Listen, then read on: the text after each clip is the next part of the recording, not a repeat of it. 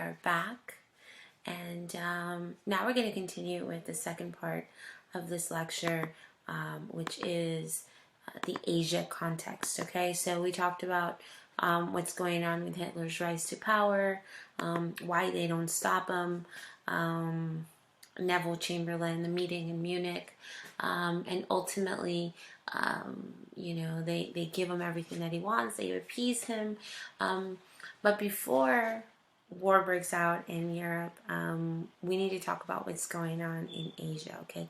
The Asian context. Now,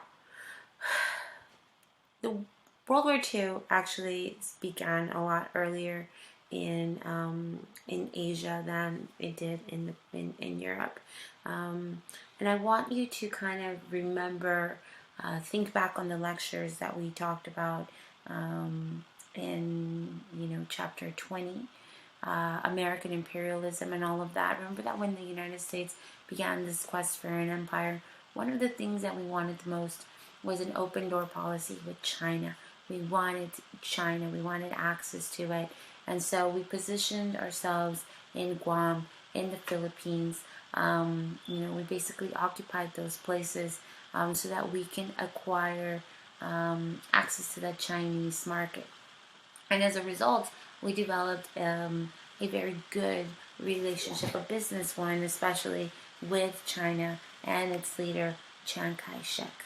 Okay, Chiang Kai-shek, of course, had been educated in the West. He wore Western suits, like business suits and stuff like that. He liked the U.S. a lot, and we liked him as well. So we're going to have a very good relationship with China all throughout the 30s. And so when Japan is, they're having different issues as well. They have an emperor. Okay, this is the Emperor Hirohito, and he and Japan, of course, have imperial ambitions, because remember, Japan is an island, geographically speaking. It's limited in its size, and its population is growing, and there's all kinds of problems about that that they want to fix by acquiring an empire overseas, and specifically what they want is Manchuria. Okay, but one of the things that Japan is mostly upset about is all of these Western countries in the Pacific, like the United States, like the British. They are unhappy that they're in Asia, and they believe that Japan should be the only actual empire, legitimate empire, because they're the only ones with an emperor. And so what they want to do is they want to kick out all of these Western people from Asia. Okay, so tensions are building, not only because of our close relationship with China, but essentially because of the invasion that is going to come on behalf of Japan. Okay, so Manchuria, of course, is controlled by China. For Japan, it is a perfect place for them to take over, because it is super fertile, so it's perfect for growing food for their growing population. But of course, this is going to set up conflict with China, and since we have a close relationship with China, the United States is going to end up falling on the side of China when the Sino-Japanese War breaks out in 1937. Okay, so from 1931, the invasion of Manchuria takes place. Hostilities begin. There's a lot of tension in the area. But then in 1937, just like an attack from an invasion from Japan begins the Sino-Japanese War. And there's all kinds of atrocities that the Japanese are going to unleash on the Chinese people, people in Manchuria, people in Korea, all kinds of those. And so we'll talk about them later on in the lecture. But the reason why this matters is, as we see this growing threat in the Pacific, the United States is looking at this and it's going, we don't want any of this. I want to remind you about 1930s isolationism. Okay, part of the reason why we, as a nation, the United States, became isolationist, had to do with the end of World War One, the outcome of it, all of that destruction, all of that unnecessary loss of life. It was a very industrialized war, and it suffered, heavy, heavy casualties. And so I want you to remember back when Woodrow Wilson came back from the Treaty of Versailles, from the Paris Peace Conference, how, he tried to convince the American people to go along with the Treaty of Versailles and that we should be a member of the League of Nations, and the people just weren't buying. Everybody wanted to go back to isolationism. They didn't want to be entangled in these foreign affairs anymore. And in addition to that, there have been all of these rumors circulating about war profiteering. And remember, we talked about the Espionage and Sedition Act, how it was supposed to help put people away that were actively speaking out against the government or hurting the war effort. Kate Richards O'Hare was one of the women that was doing this. She was going around the country kind of trying to convince women not to let their sons go off and to fight this war, telling them that, they weren't fighting for democracy, that they were fighting Morgan's war, and that there was all kinds of profiteering going on. And so remember how controversial this was for her to say things like that. They ended up throwing her in jail, forget her freedom of speech. The Espionage and Sedition Act said that she couldn't be saying those kinds of things during wartime. And so the point of this is that the U.S. Senate is going to look into those allegations, and investigate whether or not there had been profiteering going on.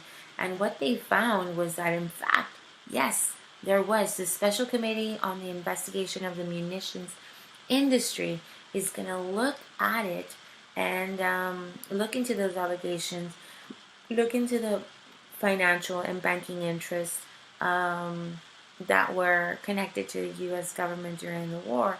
And what they found was that, yes, indeed, that did happen. So the reason why this is important is there is a mood, a desire, a push to pass laws that are going to prevent, legally tie the hands of the United States government from partaking in any kind of actions that might entangle them once again into a world war. So this is where we come in.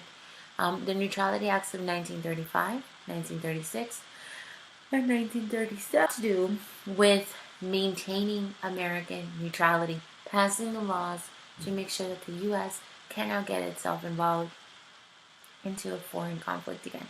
So let's talk about the Neutrality Act of 1935. What this one does is it says that we cannot sell weapons, no weapons, to either side after hostilities had broken out. Okay, so once war has been declared, the United States can no longer sell weapons to any side, no matter what. Okay, now I want to remind you why this happened. Think back to World War I, right? What was our so-called neutrality policy, right? We said, well, we're neutral. We're going to stay out of it. We're not going to take sides, but we're going to sell to both sides, right? We're not taking sides, but we're going to supply both the British and the French with weapons. Another one, Neutrality Act of 1936. This one says that we cannot loan money. Okay, no loaning money, can't do it. And again, this is very reminiscent of what happened with World War I, where the British and the French ended up owing us a lot of money, and so we want to avoid that. Finally, the Neutrality Act of 1937 is going to take things even a step further, and it's also known as a cash and carry policy. Okay, and what this says is that the United States will only sell non-military goods, only non-military goods, But these countries have to pay cash, and they have to pick it up themselves. They have to come and get it. So again, why are we doing this? Remember what happened with World War I? Remember the Lusitania? Remember the torpedoes? That is what brought us into the war. That is what created a lot of anti-German sentiment. It entangled us more than we wanted to in that mess. And so we're trying to avoid those pitfalls again. And so when we look at the Neutrality Acts, it's all about keeping the U.S. out of the war. The last thing that I want to talk about here is how in 1933, the U.S. recognizes the Soviet Union as a legitimate government. And so, since 1918, the U.S. actually had no relationship with the Soviets. But in 1933, FDR is going to recognize them, partly because of the economic situation that we are in. Now, it's 1933, we're in the middle of the Depression, and we need as many trading partners as we can get. Okay? And so, that's part of the reason why. The other reason is we're hoping that by having a friendly, at least, a positive relationship with the Soviet Union, to be on speaking terms, then perhaps the U.S. can use the Soviet Union as a counterweight in that region instead of the United States going into war.